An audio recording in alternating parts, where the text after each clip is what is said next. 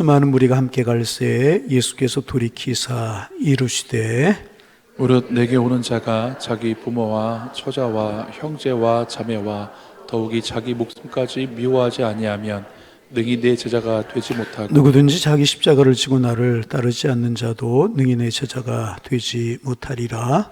너희 중에 누가 망대를 세우고자 할진대 자기의 가진 것이 준공하기까지에 족할는지 먼저 앉아 그 비용을 계산하지 아니하겠느냐. 그렇지 아니하여 그 기초만 쌓고 능히 이루지 못하면 보는 자가 다 비웃어 이르되 이 사람이 공사를 시작하고 능히 이루지 못하였다 하리라. 또 어떤 임금이 다른 임금과 싸우러 갈 때에 먼저 앉아 1만 명으로서 저 2만 명을 거느리고 오는 자를 대적할 수 있을까? 헤아리지 아니하겠느냐. 만일 못할 터이면 그가 아직 멀리 있을 때에 사신을 보내어 화친을 청할지니라. 이와 같이 너희 중에 누구든지 자기의 모든 소유를 버리지 아니하면 능히 내 제자가 되지 못하리라.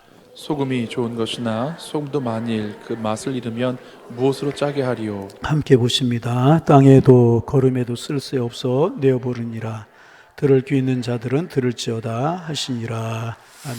하나님 고맙습니다. 부활의 주님 찬양하는 부활주의를 은혜로 지내게 하시고 우리도 부활할 수 있음을 믿음의 눈으로 바라보며 고난과 질고가 있을지라도 그 뒤에 부활의 주님이 계시기에 우리도 주님처럼 능히 이길 줄로 믿고 부활신앙 가지고 살아가겠습니다.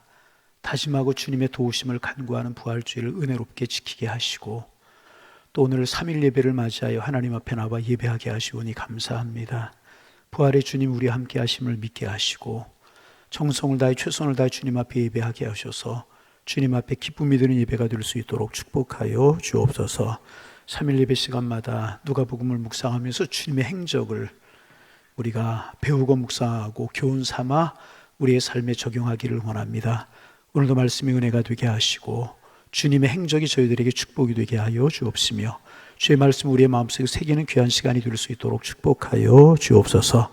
늘 수고하고 애쓰는 치루빔 찬양대를 위해서 기도합니다. 건강 주시고 마음의 평안 주시고 영혼의 즐거움 허락하여 주시어서 마음껏 주님을 찬양하게 하시고 찬양할 때마다 하나님 기뻐 받으시며 이 성전에 하나님의 영광이 가득 차게 도와주옵시고 우리의 마음에 주로 인한 기쁨과 즐거움이 넘치게 하여 주옵소서. 오늘도 주님을 향하여 눈을 듭니다. 주님의 말씀에 귀 기울입니다. 오늘 우리에게 있어야 될 말씀으로 저희들을 새롭게 하여 주옵소서. 예수님의 이름으로 기도하옵나이다. 아멘. 할렐루야. 오늘 본문은 예수님께서 예수님을 따르는 무리들에게 주시는 말씀으로 우리가 특별히 이제 귀담아 들어야 되는 그런 말씀인 것입니다. 오늘 말씀의 제목을 붙인다면 제자의 길, 제자도다 그렇게 제목을 붙일 수가 있을 것입니다. 성경에 보면 예수님을 믿고 따르는 사람들에 대하여 세 가지 단어를 사용하고 있는 것을 볼 수 있습니다. 먼저 우리는 무리라는 단어, 군중이라고 하는 단어 성경에 나오는 거 볼 수 있어요. 그런가 하면 제자라고 하는 단어가 나오고 그런가 하면 사도라고 하는 단어가 나옵니다. 성경이 이렇게 세 가지 단어를 가지고 예수님 주변에 있는 사람들을 분류하고 있습니다. 그 무리와 제자와 사도는 어떻게 구분을 할 수 있을까? 여러 가지로 구분할 수 있지만 저는 이렇게 구분을 하고 싶어요. 무리는 나를 위해서 주님을 따르는 사람들. 다시 무리는 나를 위해서 주님을 따르는, 제자는 주님을 위하여서 주님을 따르는 사람들. 제가 성경 공부 시간에도 하는 이야기죠. 사도는 무엇일까요? 예수님이 특별히 세워서 사명을 위해 파송한 사람들을 사도다 그렇게 이야기를 할 수가 있습니다. 그러므로 사도는 하나님의 특별한 소명이 있어야 되는 것이고 하나님의 특별한 선택이 있어야 사도가 되는 것입니다. 그러나 제자와 무리는 우리가 선택하고 우리가 결단해서 나아갈 수가 있는 것입니다. 그러므로 먼저 우리가 주님 앞에 어떤 사람으로 살 것인가, 무리로 살 것인가, 이왕이면 한 번뿐이 없는 인생 주님께 택함 받고 하나님의 자녀가 되었으니까 제자로 살 것인가 우리가 결단해야 될 것입니다. 오늘 본문의 말씀은 무리 가운데서 제자로 살려고 하는 사람들, 무리 가운데서 제자의 길을 걸어가야 할 사람에게 초점을 맞추어서 우리 주님이 이제 말씀하고 계시는 그러한 말씀입니다. 먼저 예수님께서 이 말씀을 하신 배경이 있습니다. 25절 말씀 같이 한번 읽어볼까요? 25절. 수많은 무리가 함께 갈새 예수께서 돌이키사 이르시되. 무리라고 하는 말 자체가 이미 다수라고 하는 뜻이 포함되어 있는 것 아니겠습니까? 그런데 이제 오늘 본문에 보면 허다한 무리, 수많은 무리라고 그렇게 말씀하고 계십니다. 많은 사람들이라고 하는 이야기입니다. 이제 보통 예수님께서 이제 움직이실 때마다 3,000명 정도의 무리들이 따라다녔다. 이제 성서학자들은 그렇게 이야기를 합니다. 그런데 이날은 특별히 더 많은 무리가 예수님의 뒤를 따라온 것입니다. 왜냐하면 우리가 지난 시간에 이제 나누어 본 말씀처럼 잔치자리에서 예수님께서 권세 있는 말씀을 하셨어요. 거기에서 이제 병든 자를 치료하셨습니다. 그리고 이제 이적과 기적이 행해지는 그런 모습을 보고 예수님을 따르는 무리들이 확 또 늘어났던 것 같아요. 그래서 예수님께서 이렇게 돌아보시니까 정말 수많은 무리, 허다한 무리가 예수님을 따라 이제 오는데 보통 때보다 훨씬 더 많은 것입니다. 그러자 예수님께서 이제 돌이켜 그들을 보시면서 말씀을 하시는 것입니다. 26절 뭐라고 말씀하시나 보겠습니다. 무릇 내게 오는 자가 부모와 자매 더욱이 자기 목숨까지 묘하지 아니하면 능히 내 제자가 되지 못하고. 여러분 가만히 이 말씀 생각해 보세요. 충격적인 말씀이잖아요.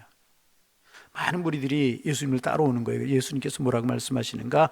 내게 오는 자, 나를 따르는 자, 그렇게 이야기할 수 있겠죠. 자기 부모와 처자와 형제와 자매와 더욱이 자기 목숨까지 어떻게 하지 아니하면, 미워하지 아니하면 능히 내 제자가 되지 못하고, 그렇게 말씀을 하고 이제 계십니다. 어떻게 생각하면 예수님을 따르려고 나선 무리들에게 찬물을 확 끼얹는 것 같은 그런 분위기가 이제 돌지 않습니까? 저분의 말씀이 권세가 있고 능력이 있어. 저분의 말씀이 너무나 귀해. 그리고 많은 무리들이 예수님의 뒤를 따르는데 예수님께서 돌아서셔서 너희가 내 제자가 되려면 부모도 미워하고 처자도 미워하고 형제와 자기 목숨까지도 미워해야 된다. 예수님께서 그렇게 말씀을 하고 계시는 것입니다. 여러분, 예수님의 뒤를 왜 따랐겠어요? 조금 더 자기가 나아지고 싶어서, 잘 살고 싶어서 내 목숨을 살리려고 예수를 믿고 예수님을 따르는데 예수님 뭐라고 말씀하시는가? 내 목숨도 부정하고 미워해야 한다고 그렇게 말씀하고 계시는 거예요. 그리고 동양의 윤리에서는 가정을 중시하지 않습니까? 여러분, 처자와 또 형제 얼마나 끔찍히 여기고 부모님 얼마나 끔찍하게 여깁니까? 그런데 예수님께서는 처자와 형제뿐만 아니라 부모까지 미워하고 자기 목숨을 미워해야 된다, 그렇게 말씀을 하고 계십니다. 여러분, 세상에 이런 종교가 어디 있습니까? 자기 목숨도, 자녀도, 자기 아내도, 부모도 미워해야 된다, 이렇게 말씀하고 이제 계십니다. 도저히 받아들일 수 없는 그런 말씀입니다. 여러분 생각해보면 형제를 미워해야 된다고 그래요. 자녀까지 미워해야 되고 자기 아내도 미워해야 되고 부모도 자기 목숨까지 미워해야 된다.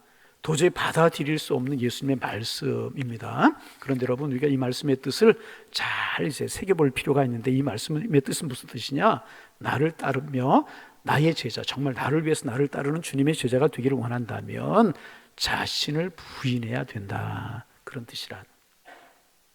무리로 살려면 그렇지 않지만 예수님의 제자로 살려면 나를 부인해야 될 것이다, 그 말씀을 하고 계시는 것입니다. 자, 한 절 더 나아가서 27절 말씀을 보겠습니다. 27절 읽습니다. 누구든지 자기 십자가를 지고 나를 따르지 않는 자도 능히 내 제자가 되지 못하리라. 예수님께서 무리에 머물지 않고 제자가 되기를 원하는 사람들에게 두 가지 원칙, 두 가지 룰을 예수님께서 말씀하고 계시는 것입니다. 너희가 무리로 머물려면 그렇게 살아도 되지만 나의 제자가 되려면 이 두 가지를 꼭 지켜야 된다, 그런 말씀입니다. 그것이 무엇인가 요약하면 첫째는 뭐냐 하면 사명의 최우선순위를 둬야 된다, 그런 뜻이라는 겁니다. 한번 따라서 해보실까요? 사명의 우선순위를 두어야 합니다. 이 말이 무슨 뜻이겠어요? 그 말의 뜻을 예수님께서 처자와 형제와 자기 목숨을 미워하는 것으로 그렇게 예수님께서 표현하고 계시는 것입니다. 그래서 여러분, 문자적으로 이 말씀을 해석해서는 안 되는 것입니다. 형제를 미워하고 핍박하라, 그런 말이 아니고 하나님의 일을, 우리 주님이 맡긴 사명이 우선순위의 1번이 되어야 된다. 하나님의 일이 우선이 되어야지 하나님의 일만을 하라는 뜻이 아니라는 것, 여러분 기억하셔야 될 것입니다. 여러분, 부모님 잘 섬겨야 될까요? 말아야 될까요? 물을 필요도 없죠. 성경은 계속해서 강조하고 있기를 부모 잘 섬겨야 된다고 계속해서 성경은 강조하고 있어요. 10계명에 부모를 공경하라고 하는 계명이 몇 번째 계명? 몇 번째 계명? 예, 이 중에서 이제 한 10분의 1은 대답을 못 하는데, 예. 자, 1계명이 뭐예요? 아이, 목사님, 부모 공경하라고 하는 것도 모르는데 1계명부터 말씀하시면 어떻게 하십니까? 그러면 답부터 이야기해요. 부모 공경하라고 하는 계명은 몇 번째 계명?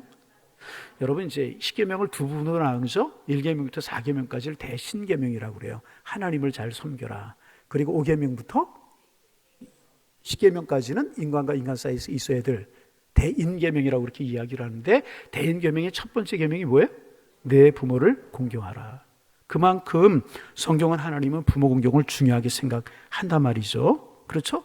그런데 부모를 부정하라, 그런 이야기가 결코 아니란 말이죠. 잘 우리는 섬겨야 됩니다. 그런데 이것이 부분적으로 충돌하면 어느 것을 우선으로 해야 되나? 하나님을 섬기는 것을 우선으로 해야 되는 것이죠. 그런데 여러분, 현대 생활에 있어서는요, 부모님을 섬기는 일과 하나님을 섬기는 일 충돌하는 것들이 별로 없어요. 100가지 중에 하나 둘 있을까 말까 한 정도가 현대 사회에서는 있습니다. 부모를 잘 섬겨야 되는 것입니다. 그런데 오늘날 그렇지 못한 사람들이 많이 있습니다. 하나님의 이름을 빙자해서 부모님을 잘 섬기지 않으려고 하는 경우도 간혹 있을 수 있다는 것입니다. 사실은 부모님을 섬기고 싶지 않은 마음입니다. 그런데 하나님의 이름을 가져다 대는 경우가 종종 있을 수 있다는 것입니다. 잘못된 것입니다. 또 가정을 잘 돌보고 자녀들을 잘 돌보는 것이 참다운 그리스도인들의 삶이라는 것입니다. 그렇지 않습니까? 그런데 종종 그것이 하나님과 상충될 때가 있다는 것입니다. 그때는 하나님의 뜻을 우선해야 되는 것이 맞다는 것입니다. 본질에 있어서 우리가 양보할 수 없는 것이죠. 이것을 양보해서는 신앙이 무너진다.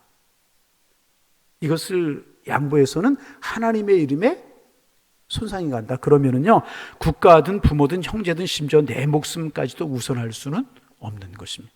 본질에 있어서 그렇다면, 예를 들면 이제 신사참배 같은 것이라든지 하나님을 부인하게 만드는 것이라든지 한두 번이 아니고 교회를 아주 못 나가게 한다든지, 그러면 목숨을 걸고 맞서야 되는 것입니다.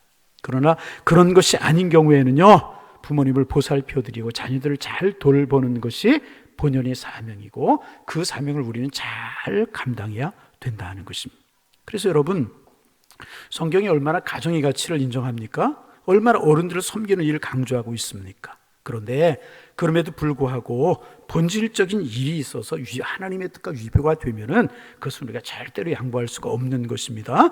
그러나 그 외에 있어서는요, 덕을 세우는 일에 힘쓰는 하나님의 사람들이 되어야 될 것입니다. 특별히 믿지 않는 남편이나 시댁 식구들, 그런 식구들이 있으면 하나님의 사람들은 더 조심해서 잘 돌보고 잘 섬겨야 되게 되는 것입니다. 잘못하면 오히려 복음에 예수 믿게 만든 일에 걸림돌이 될 수가 있는 것입니다. 그러므로 오늘 예수님께서 부모 처자 자기 목숨 미워라고 하는 말은 본질에 있어서 잘 새겨들으셔야 돼요. 무엇에 있어서? 본질에 있어서 하나님 우선의 삶을 살아라. 다시, 본질에 있어서 누구 우선의 삶을 살아라? 하나님 우선의 삶을 살아라. 제자가 되려고 하면, 하나님을 따르는 하나님의 사람들이 되려고 하면 무엇보다 본질에 있어서 하나님 우선하는 삶을 살아야 될 것이다. 그 말씀을 하고 계시는 것입니다. 두 번째로 제자에게를 말씀하시면서 말씀하시는 것이 무엇인가? 두 번째는 자기 십자가를 지라. 한번 따라합니다. 자기 십자가를 지라. 그렇게 말씀하고 계십니다. 성경은 그냥 십자가를 이야기하지 않고 자기 십자가를 지라. 그렇게 말씀하고 계십니다. 그러면 자기 십자가가 무엇인가? 어떤 분들은 이제 속썩이는 자녀가 내 십자가다, 그런 경우가 있고, 예수 안 믿는 남편이 내 십자가다, 아유 저 왼수 평생 내 십자가다, 그런 사람들 많이 있어요. 여러분, 아닙니다. 그거 아니고요. 자기 십자가라고 하는 것은 무엇인가? 하나님이 내게 주신 십자가를 말하는 거예요.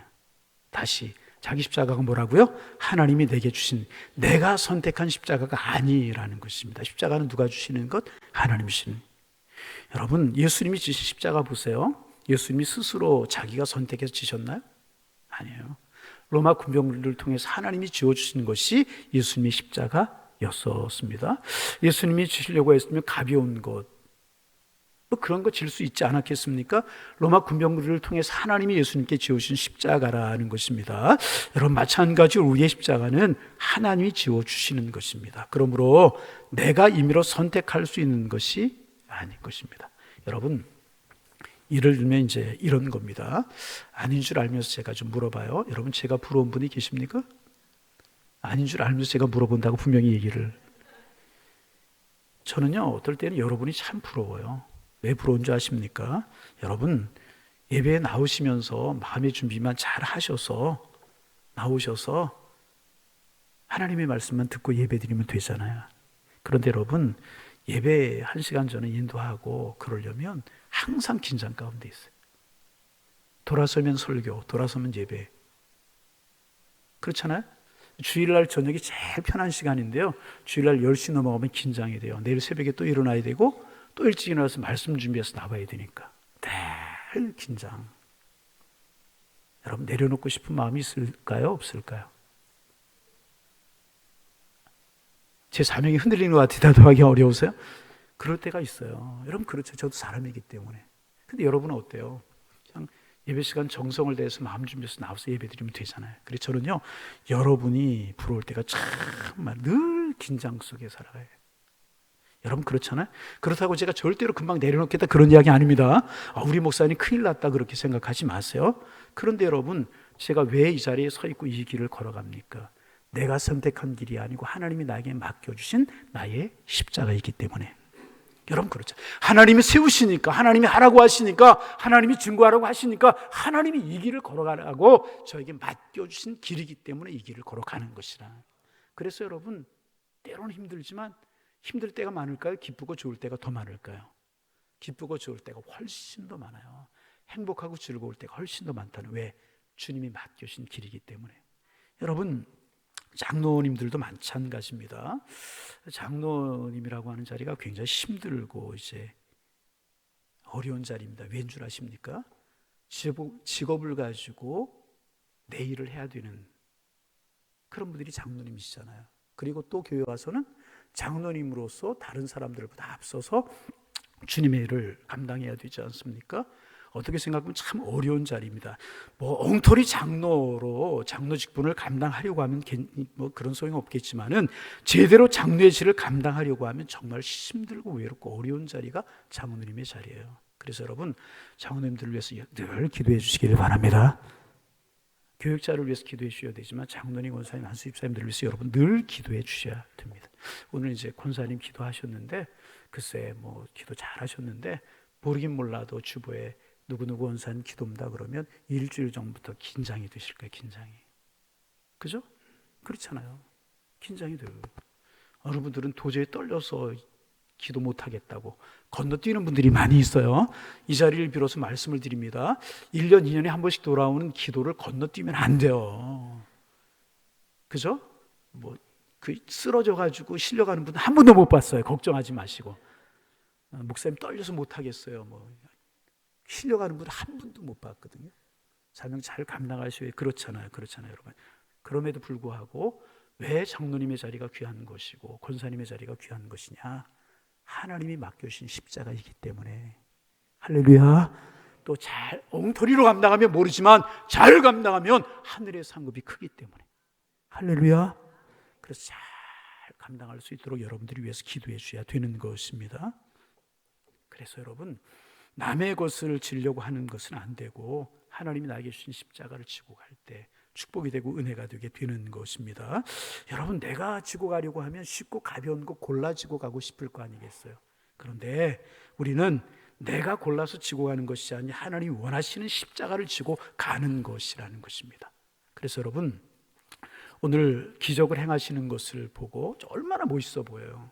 기적을 행하시는 예수님, 그리고 바리새인들 얼마나 그들이 언변이 좋고 특출난 사람들이었습니까? 그런데 예수님이 말씀하시는 것에 바리새인들이 꼼짝을 못한단 말이죠.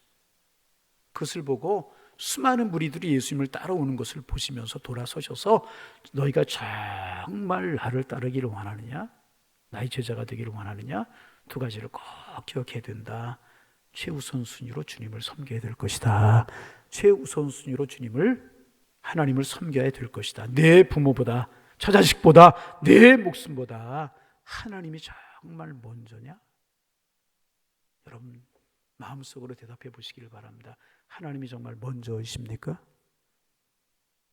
마음속에 참지 못해 겉으로 나오시는 분 대답하셔도 괜찮아요. 정말 하나님이 먼저이십니까?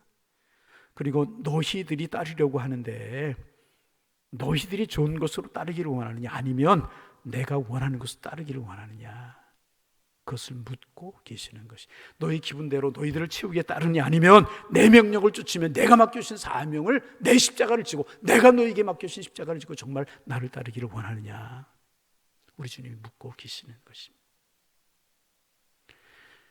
여러분, 주님이 우리에게 맡겨주신 십자가, 그것 지고 따라가는 주님의 사람들 되기를 원합니다. 내가 골라지는 게 아니에요. 그래서 여러분, 우리가 하나님의 일을 할 때 꼭 기억해야 될 것이 아니에요. 내가 골라서 하는 것이 아니고 하나님에게 맡겨주시는 것. 하나님에게 많이 맡겨주시면 많은 분량을 하면 되는 것이고, 적게 맡겨주시면 적게 맡겨주신 것대로 하면 되는 것이거든요. 내가 이러고 저러고 하려니까 거기에 여러 가지 생각이 있고 여러 가지 마음이 들고 그러는 것이라는, 여러분 주님 맡기시고 우리의 십자가 잘 지고 가는 하나님의 사람들이 되어지기를 원합니다. 자, 이제 그 다음 말씀을 주님께서 계속 하고 계십니다. 28절 말씀 읽습니다. 너희 중에 누가 망대를 세우고자 할진대 자기의 가진 것 준공할까지는 족할 먼저 앉아 그 비용을 계산하지 않겠느냐. 자, 29절 그렇지 아니하여 그 기초만 쌓고 능히 이루지 못하면 보는 자가 다 비웃어 30절 이르되 이 사람이 공사를 시작하고 능히 이루지 못하였다 하리라. 이제 예수님께서 그 다음 이제 어떻게 생각하면 좀 앞에 말씀하고 뒤에 말씀하고 안 맞는 것 같은데 사실은 그렇지 않아요? 한번 여러분 보세요. 여러분 지금 이제 망대 이야기를 예수님께서 하고 계시는데 이것은 이스라엘 사람들 사이에 흔히 있었던 일이었다고 이제 그래요. 이스라엘 백성들이 주업이 여러 가지가 있지만 그 중에 하나가 포도 농사예요. 무슨 농사? 포도 농사. 그런데 한국에도 그랬지만 이스라엘도 그랬던 것 같아요. 예전에 우리 어렸을 때 서리 같은 거 많이 했거든요. 서리가 뭔지 아세요? 새벽에 내리는 서리 말고 몰래 가서 이렇게 해놓은 거, 요즘 말로 말하면 뭐예요? 도둑질이지. 그죠? 뭐라고요? 여러분 그런 일 있으면 오늘 밤에 회개하고 돌아가세요. 근데 예전에는 그거 뭐 그렇게 도둑질로 보지 않고 그 정도는 이제 이렇게 서로 이제 애교로 보고 예전에 다 그랬잖아요. 지금은 이제 뭐 그렇지 않지만 지금은 난리 나죠. 큰일 나죠. 예전에는 이제 그렇게 이제 지내고 그랬어요. 근데 이제 예수님 당시에도 이제 그랬던 것 같아요. 서리하는 거 이런 것들 있었던 모양이에요. 우리나라는 그래서 이제 참외밭이나 수박밭 이런 곳에다 뭘 만들어놔요? 뭘 만들어놔요?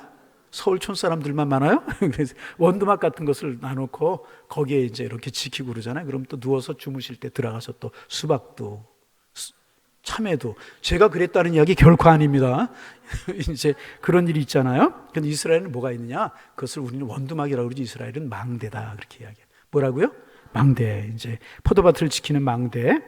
그래서 이제 밭이 크면 거기에 따라서 망대가 커야 되고 높아야 되고, 그런가 하면 또 한 개가 아니고 두 개, 세 개의 망대를 세워야 이제 되는 것입니다. 그런데 예수님의 말씀이 뭐냐 하면 망대를 세우려고 하면 계산을 미리 해야 된다는 것입니다. 얼마나 크기로 몇 개를 세워야 될지 이를 계산해야 되고, 거기에 따라서 얼마가 들어야 되는가, 경제적인 가치도 계산해야 된다는 것입니다.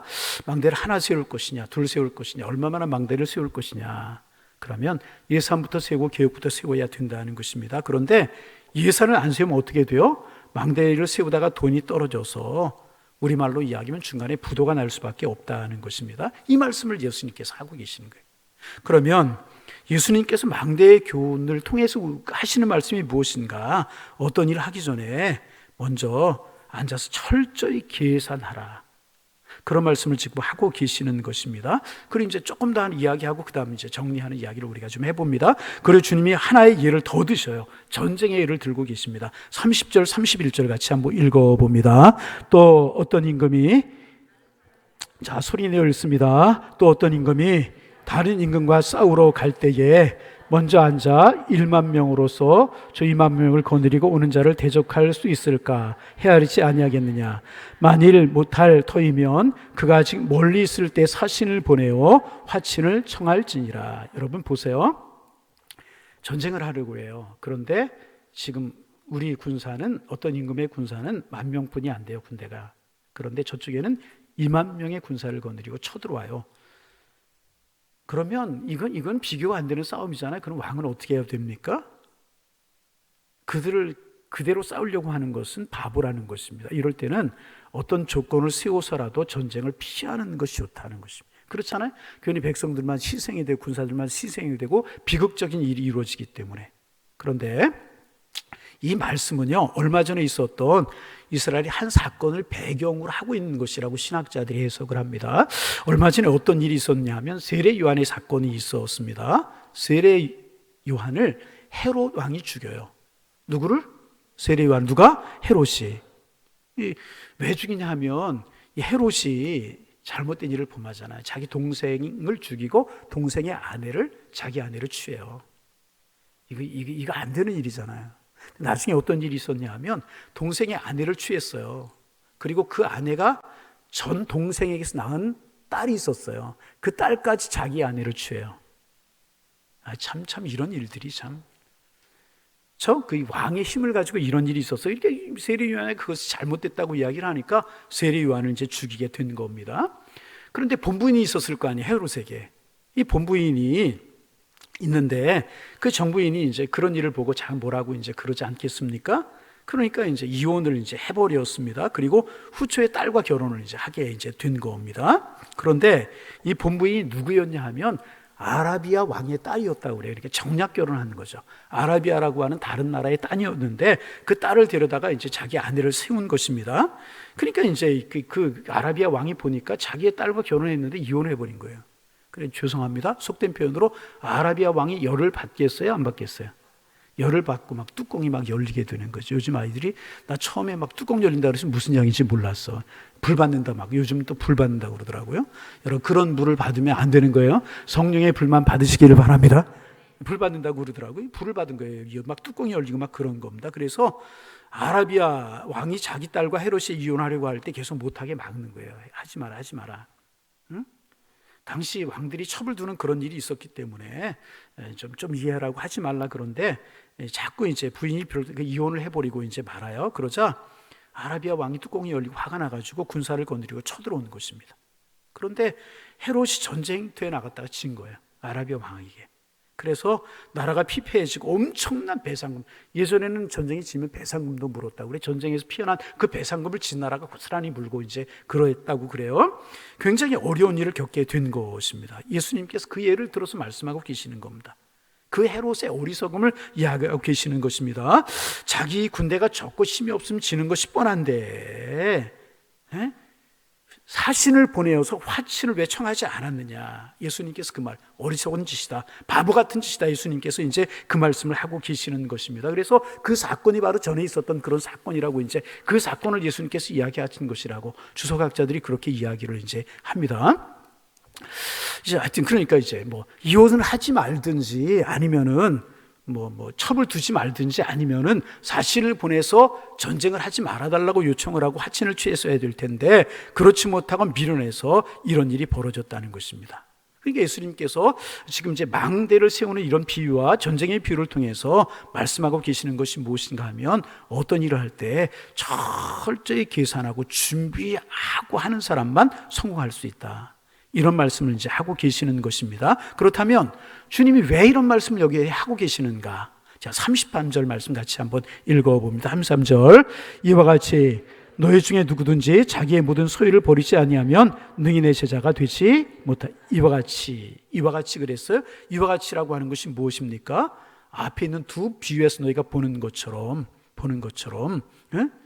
너희 중에 자기의 소유를 버리지 아니하면 능히 내 제자가 되지 못하리라. 너희가 나를 따라오고 있는데 너희가 내 제자가 되려고 한다면 순간적인 기분이나 즉흥적인 마음이나 내가 이적을 행하고 기적을 행하고 좋은 이야기하는 이런 말만 듣고 즉흥적으로 결단하지 말고 너희들을 잘 따져보고 너희가 나를 따르려고 하는 것이 정말 무엇 때문인지, 즉흥적인 것이 순간적인 건지, 순간적인 이런 이적을 보고 나를 따르려고 하면 안 되고 내 제자가 되려고 하면 망대 하나를 세우는 것도 다 계산하고 세우지 않느냐. 전쟁을 하는 것도 쉽게 하는 것이 아니고 여러 가지 상황이 있지 않느냐. 그러니 너희가 즉흥으로 제자가 되려고 하지 말고 즉흥적으로 나를 따르려고 하는 사람이 되지 말고 너희가 잘 생각해 봐야 된다. 첫째가 무엇인가? 하나님 사명이 최우선의 자세가 너희에게 갖춰져 있느냐. 또 자기 십자가, 주님이 너에게 내가 지는 십자가가 아니고 내가 좋아서 하는 것이 아니고 정말 주님이 너에게 지는 죄 진 십자가를 지고 따를 그런 용의가 있는가. 그리고 세 번째 33절에서 말씀하고 계시는 겁니다. 33절 말씀 같이 한번 읽어봅니다. 이와 같이 너희 중에 누구든지 자기의 모든 소유를 버리지 아니하면 능히 내 제자가 되지 못하리라.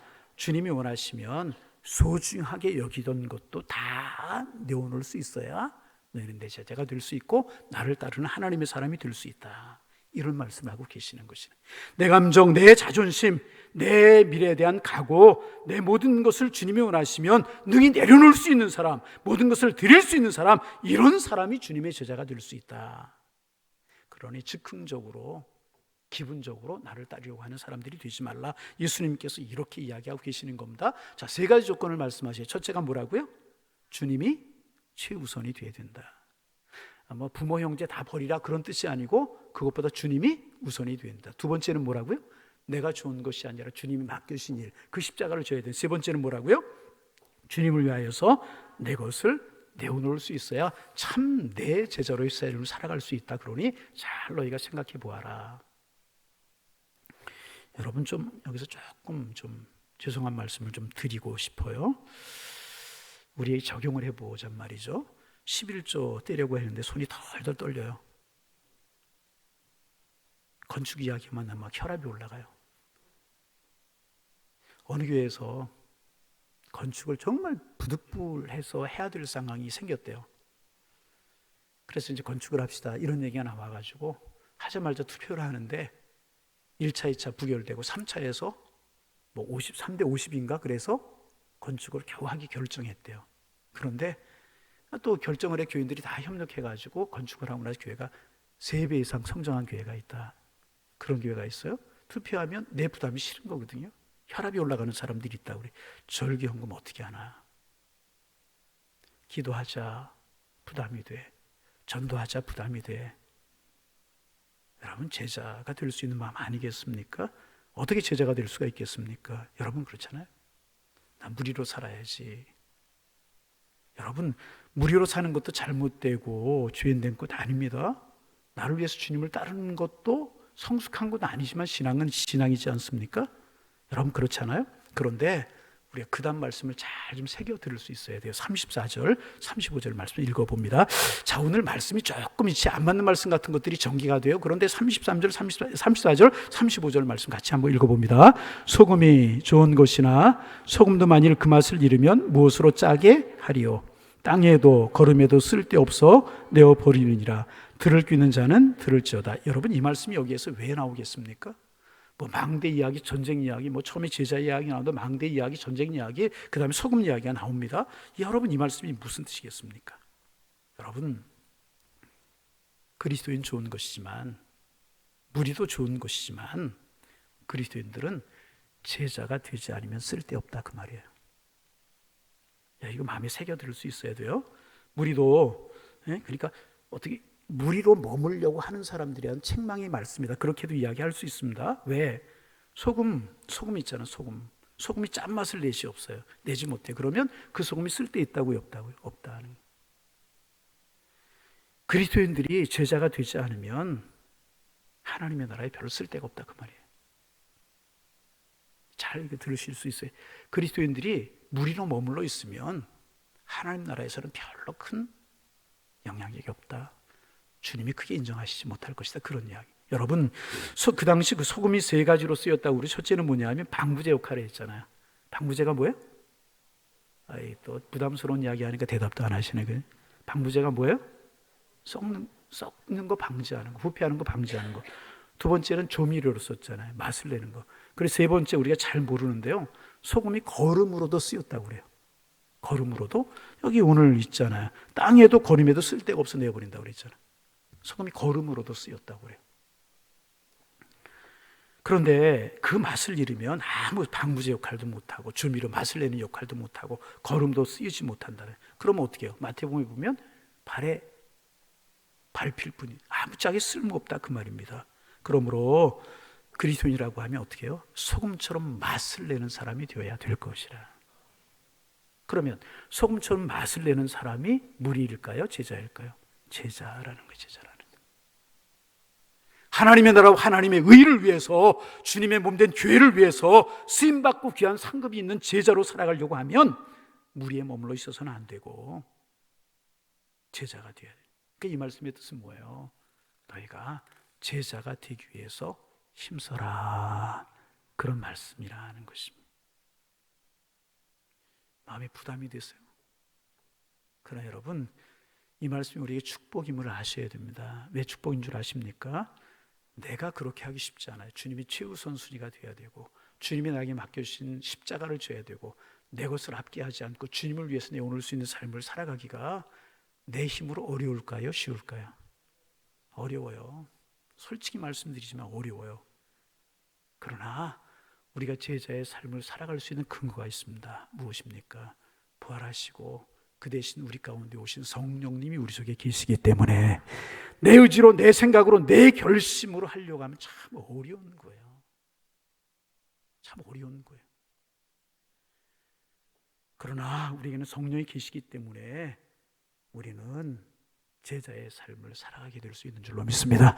주님이 우리와 함께 하시기 때문에. 내가 하려면 힘들지만 주님이 나와 함께 하시면 얼마든지 할 수 있다는 거예요. 그래서 여러분, 성령 받기 이전의 제자들과 성령 받고 난 이후의 제자들이 다르잖아요. 성령 받기 이전의 제자들 무서워 떨었어요. 숨어 있었어요. 능력이 없었어요. 그러나 성령 받고 나자 그 주님을 위하여서 제자의 삶을 기꺼이 살아가게 되지 않습니까? 여러분, 성령 충만한 사람들 되셔서 무리에 머물지 않고 소금처럼 제자의 삶을 살아가는 하나님의 사람들 되시기를 소망합니다. 여러분, 여기 불교와 기독교의 차이가 여기에 있다고도 이야기를 좀 할 수가 있어요. 조금 시간이 가진 말씀을 좀 드려요. 여러분, 불교는요, 마음의 수양을 하는 종교예요. 마음의 뭐를? 수양을. 마음의 분노, 미움 이런 것들을 자꾸 수양을 통해서 가라앉히는 거예요. 자꾸 가라앉히는. 수양을 통해, 참선을 통해 묵상을 가라앉히는. 그런데 문제가 뭔가 하면 이렇게 수양이 잘 되다가도요, 어느 순간인가 어떻게 해요? 확 끌어올리네. 우리 이런 거 많이 경영하지 않습니까? 눌렀던 것들이 겉으로 보면 맑은 것 같은데 자꾸 흔들면 속에 있는 것들이 다 올라오게, 찌꺼기가 올라오게 되는. 흔들면 다시 올라오게. 이게 불교, 이 수양이라는 거예요.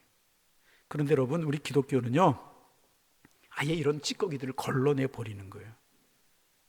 태워버리. 그래서 아무리 휘저어도요, 올라올 것이 없는 거예요.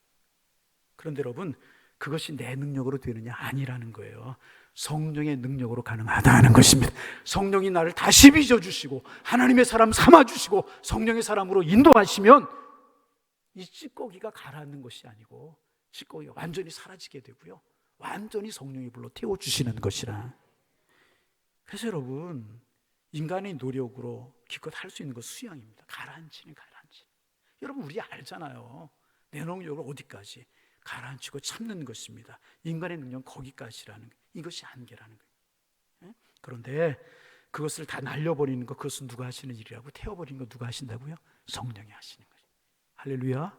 그래서 우리가 늘 성령 충만을 위해 기도하고 성령 충만을 사모하고, 성령님이 우리의 마음을 휘어잡을 때, 성령이 우리 속에서 역사하실 때 이런 앙금이 남는 것이 아니고요, 꾹꾹 누르고만 있는 것이 아니고요, 다 성령님이 태워주시는 것이래.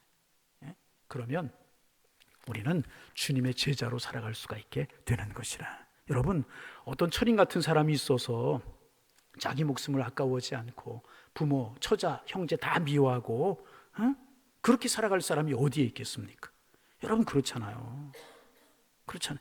여러분, 또 모든 소유를 주님이 내어놓으려고 할 때 누가 그렇게 할 수 있는 사람이 어디에 있겠습니까? 아무도 못해요.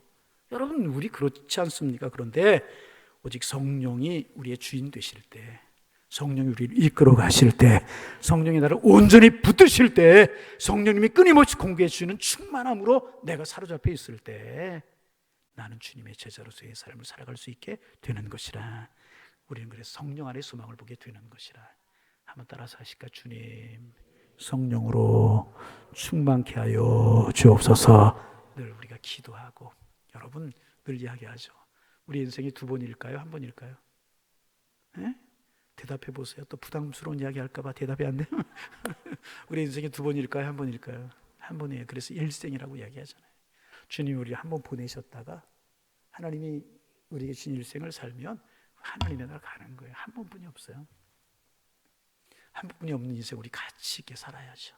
어떻게? 무리로 그렇게 살 것이 아니라 주님의 제자로, 맛을 잃은 소금처럼 그렇게 사는 것이 아니라 맛있는 소금이 되어서, 맛있는 소금이라고 하면 좀 이상하죠. 맛을 잃어버리지 않은 소금이 되어서 방부제 역할도 하고 맛을 내는 역할도 하고 거름의 역할도 하셔서 좀 보람 있고 의미 있고, 말씀드렸잖아요. 장로님의 사명이 어떻게 생각하면 얼마나 힘들고 어려운 거예요. 그러나 성령에 사로잡혀서 기쁨으로 감당할 때 그보다 귀한 직분이 어디 있고, 권사님 다 여러분 그렇잖아요. 그리스도인이라고 하는 이름이 인간적으로 생각하면 얼마나 부담스러워요. 그러나 성령이 우리 함께 하시면 축복의 이름인 줄로 믿습니다. 성령에 사로잡히셔서 이렇게 아름답고 복 있는 제자의 삶을 살아가 하늘의 상급도 크고 여러분에게 주시는 하나님의 복도 누리며 살아갈 수 있는 하나님의 사람들 다 되실 수 있기를 주님의 이름으로 축원합니다. 성령 충만으로 제자의 삶이 가능한 것입니다. 성령 충만하셔서 주님 인정하시고 주님이 칭찬하시는 참다운 제자의 삶을 살아가는 하나님의 사람들 다 되실 수 있기를 주님의 이름으로 축원합니다. 축원합니다.